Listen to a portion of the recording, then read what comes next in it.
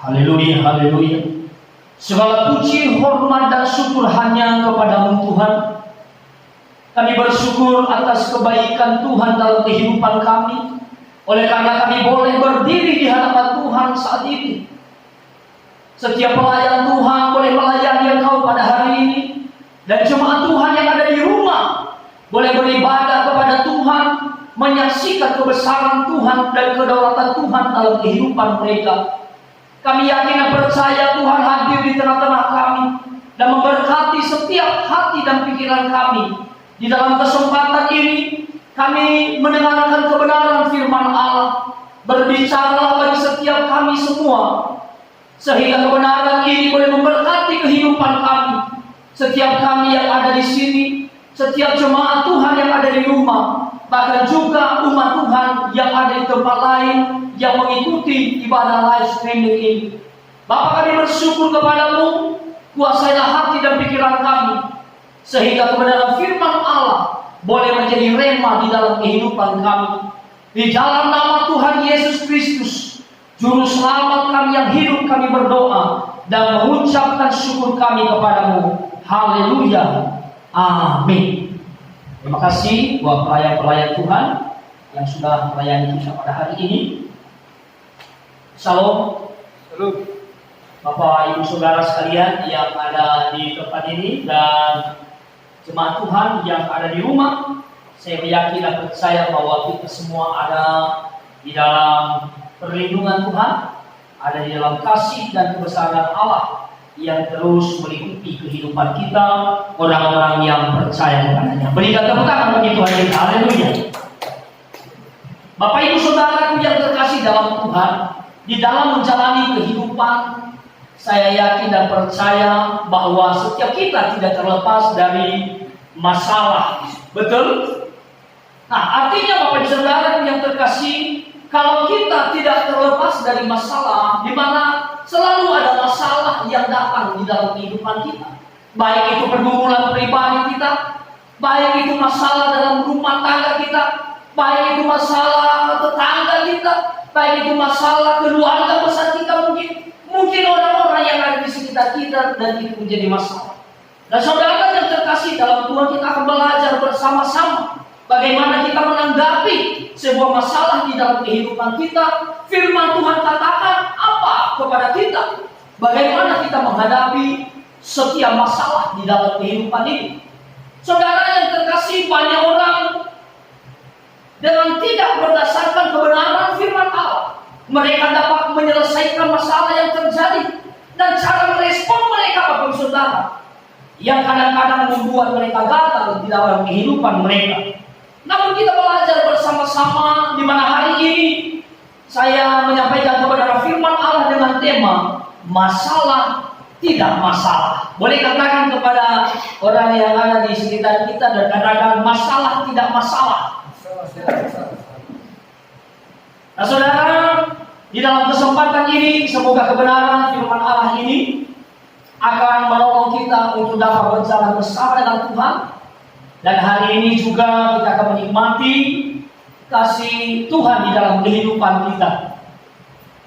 Saudara, masalah tidak masalah, maksudnya adalah di mana kita harus sanggup mengatasi masalah sesuai dengan prinsip-prinsip firman Tuhan, sampai akhirnya kita tidak takut lagi terhadap persoalan ataupun masalah yang ada di dalam kehidupan kita. Bahkan dapat menjadikan sebuah masalah sebagai batu loncatan untuk menjadi lebih sempurna di dalam Tuhan, Bapak Ibu Saudara. Nah, kita belajar dalam kebenaran firman Allah 1 Korintus pasal 10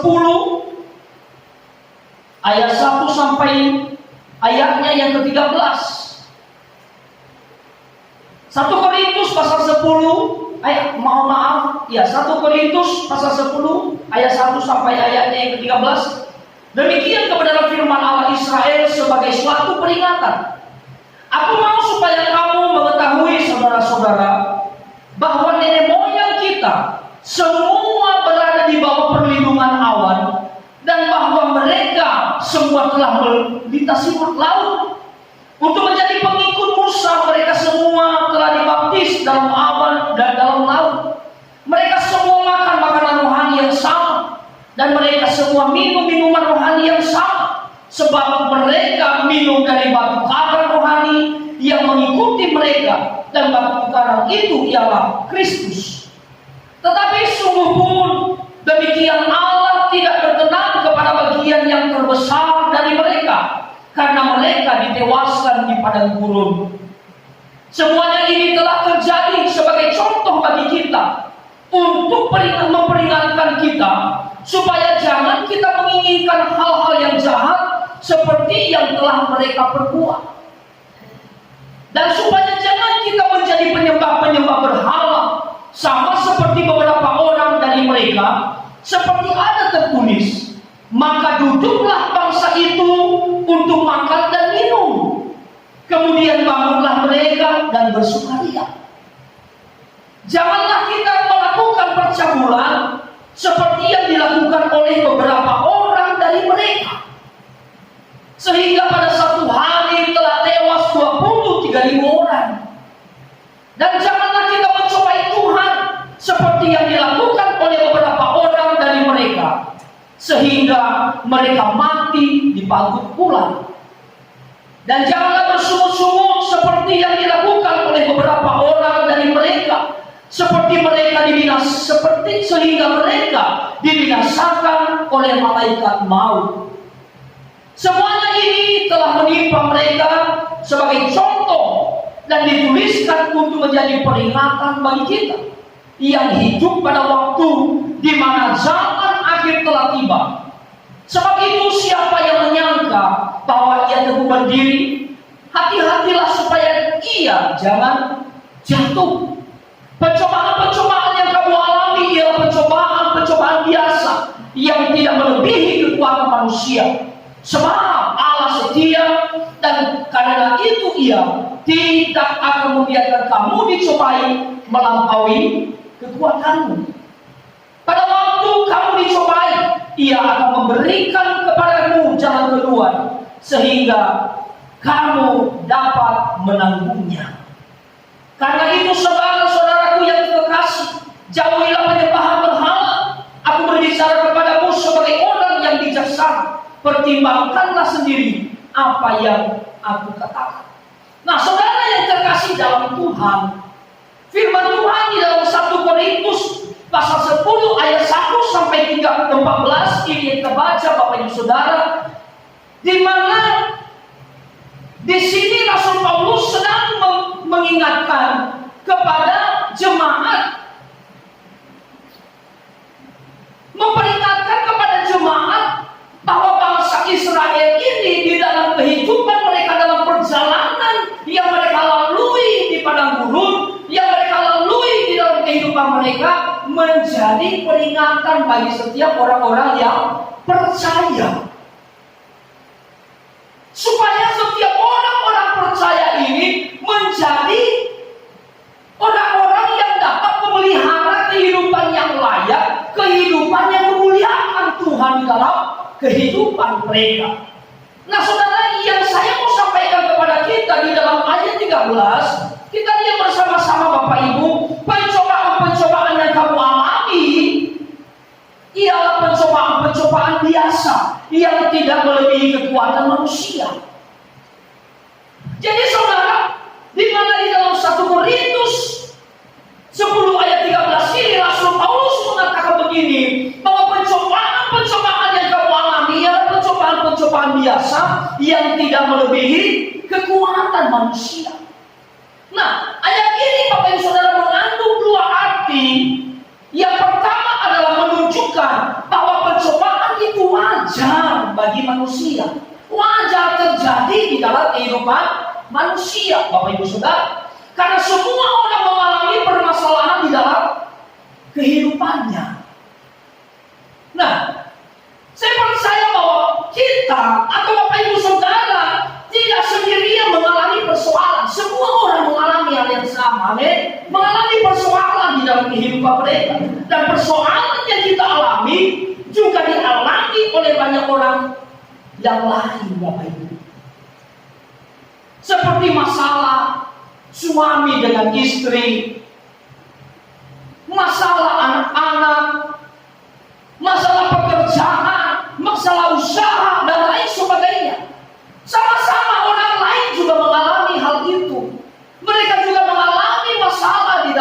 itu.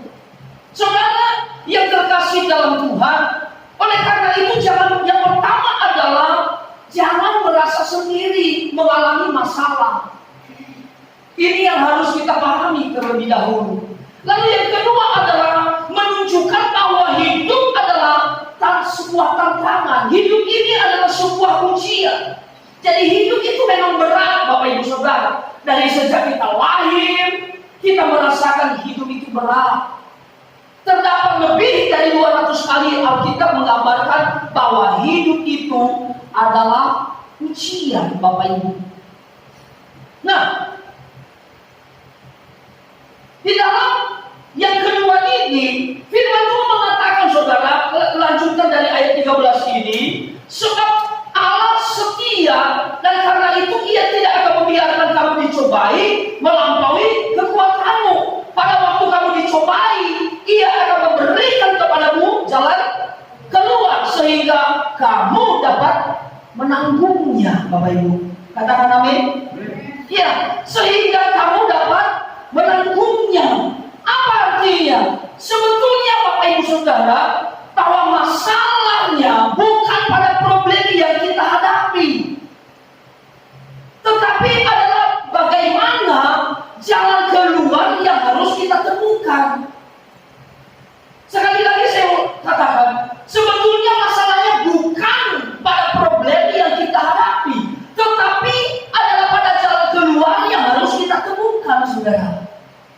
Akhirnya dia, banyak orang mengalami masalah, tetapi mereka tidak temukan jalan keluar. Itulah sebabnya akhirnya mereka mengalami kemerosotan, mengalami hidup yang gagal di dalam kehidupannya.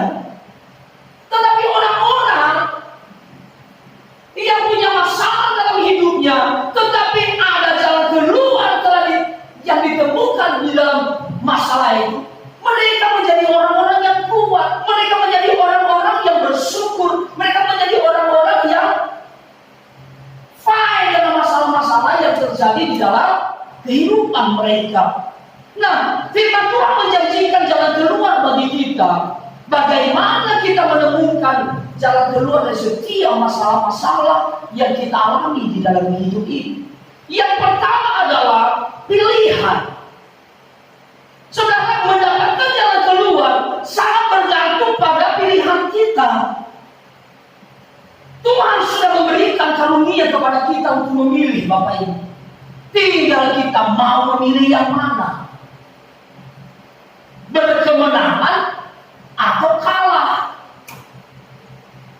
Memilih taat pada kebenaran Tuhan atau berbuat dosa. Nah ini dia, berbahagia atau mau sengsara, Bapak Ibu Saudara. Adalah pilihan bagi kita. Mau menghidupi kasih atau benci atau dendam bagi orang lain. Mau mensyukuri berkat Tuhan atau bersyukur atas berkat Tuhan dalam hidup kita. Mau bertahan atau mana tahan saja. Ini Bapak Saudara. Jadi hidup itu adalah pilihan. Mau pilih yang mana? Mau menang atau kalah? Mau hidup atau mati? Mau gembira atau tidak gembira? Dan lain sebagainya, Bapak Ibu Saudara. Pilihan kita sangat mempengaruhi kondisi kita, Bapak Ibu. Jika kita lebih dekat dengan keduniawian, maka kita akan memilih cara-cara duniawi. Tetapi kalau kita dekat dengan Tuhan, maka saya percaya kita akan memilih cara-cara yang alkitabiah. Karena kenapa? Patokan kita pada kebenaran firman Allah. Nah, ini saya mau ngajak kita di sini, Bapak Saudara. Poin yang pertama adalah pilihan ada pada kita, dan Tuhan memberikan pilihan itu kepada kita. Mau jalan keluar atau jalan buntu? Mau hidup bahagia atau hidup sengsara, Bapak Saudara? Mau cantik atau jelek? Mau ganteng atau tidak ganteng? Nah, seperti itu, Saudara. Jadi di sini ada pilihan yang Tuhan berikan kepada kita. Tetapi Bapak Saudara, sekalipun pilihan telah diberikan kepada kita, tetapi saya mengajak kepada kita sebagai orang-orang yang percaya, orang-orang yang dekat dengan Allah, marilah kita memilih cara-cara yang alkitabiah. Marilah kita memilih cara-cara apa yang kebenaran katakan, apa yang kebenaran ajak kita untuk kita hidupi di dalam kehidupan ini, Bapak Saudara. Saya percaya bahwa kita akan mengalami yang namanya hidup berkemenangan setiap hari itu. Jikalau kita dekat dengan Allah dan memilih cara-cara yang ditetapkan Allah kepada kita, Bapak Saudara. Nah, yang kedua adalah bagaimana kita menemukan jalan keluar dari masalah-masalah ini. Yaitu percayalah Tuhan sanggup. Katakan amin. Boleh katakan bersama dengan saya, percayalah Tuhan sanggup. Ya, puji Tuhan, berikan tepuk tangan bagi Tuhan kita. Nah, mengapa kita percaya bahwa Tuhan sanggup memberikan jalan keluar kepada kita? Sebab firman Tuhan mengatakan, Bapak Ibu, di dalam Ibrani 2 ayat 18, sebab oleh karena ia sendiri telah menderita karena pencobaan, maka ia dapat menolong mereka yang dicobai. Sebab oleh karena ia, siapa ia itu, Saudara? Yaitu Yesus. Jadi begini, sebab oleh karena Yesus sendiri telah menderita karena pencobaan, maka Yesus dapat menolong mereka yang dicobai, Saudara.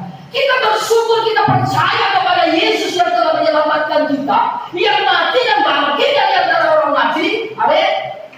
Ya, kita bersyukur di mana kita akhirnya hidup di dalam kebenaran-kebenaran itu.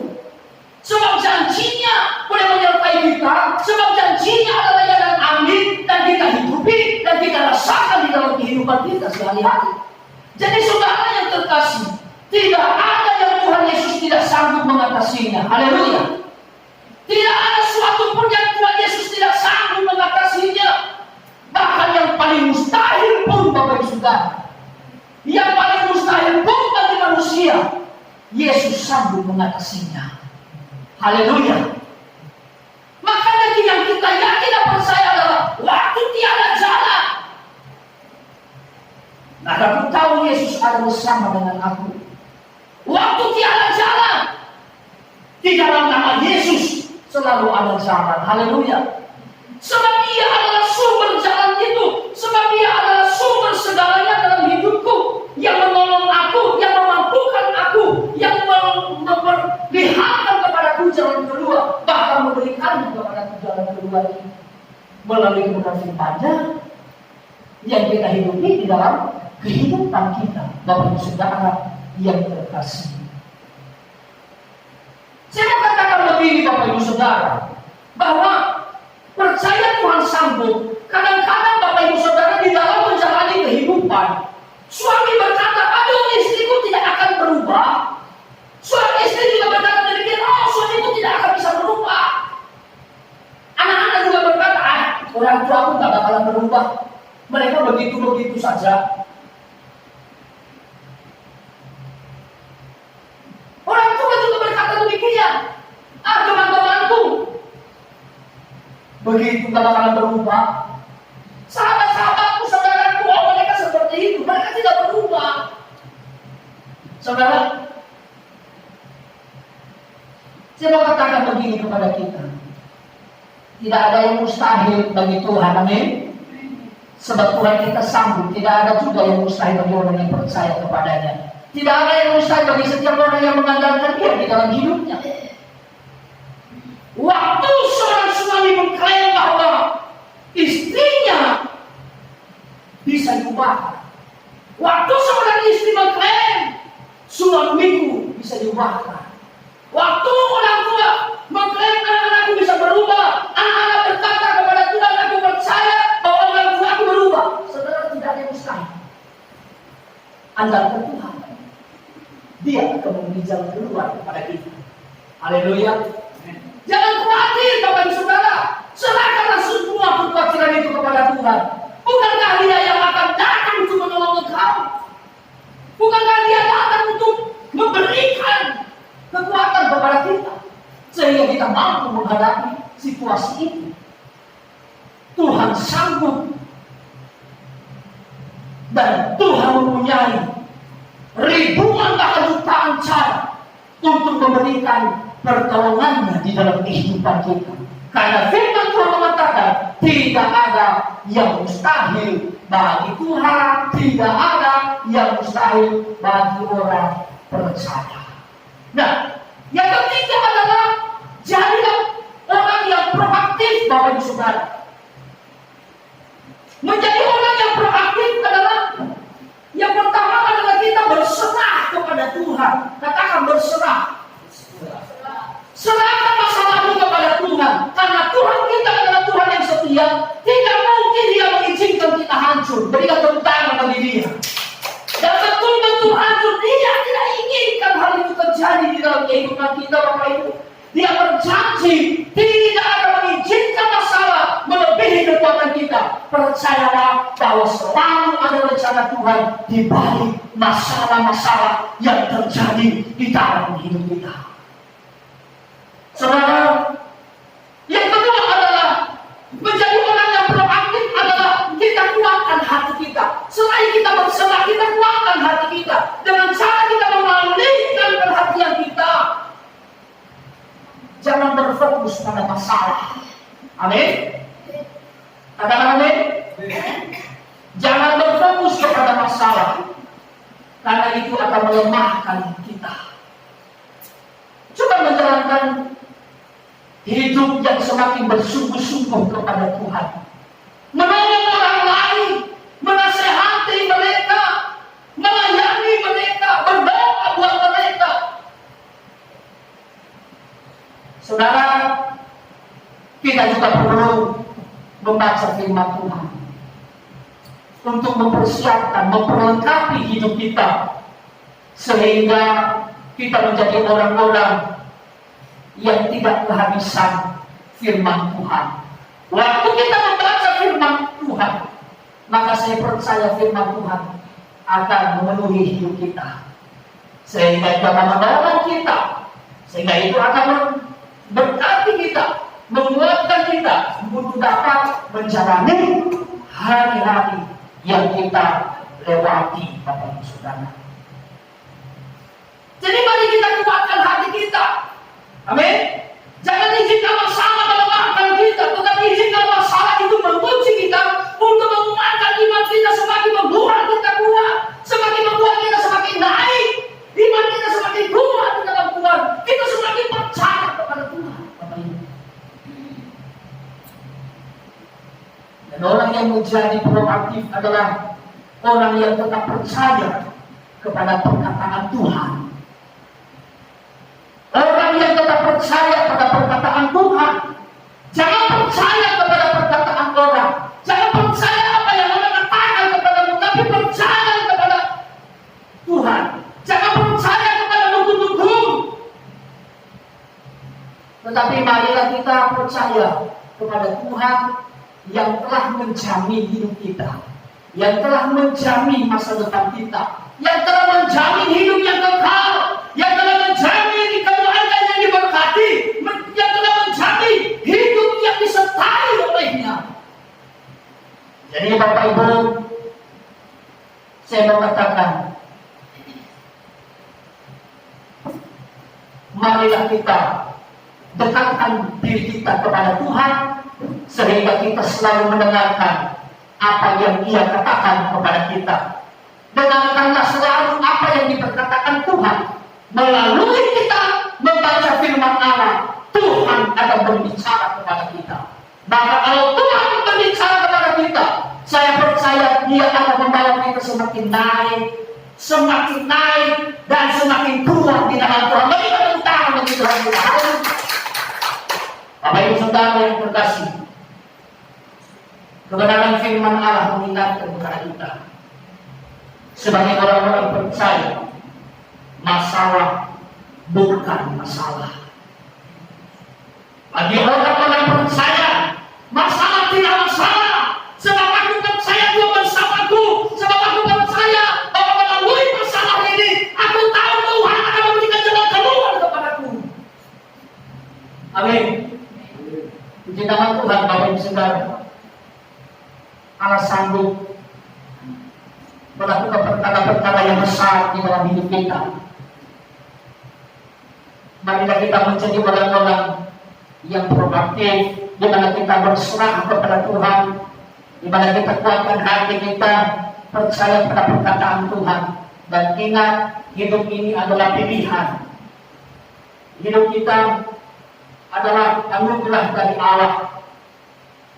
Jadi bagaimana kita menjalani kehidupan ini, mau hidup di dalam kemenangan atau yang kalah, mau taat atau berbuat dosa, mau berbahagia atau sengsara, itu pilihan di dalam kehidupan kita. Tetapi saya mengingatkan kepada kita yang adalah orang-orang yang hidup di dalam kemenangan, jangan pelihara kemenangan kita, jangan pelihara kemenangan Tuhan yang telah diberikan kepada kita.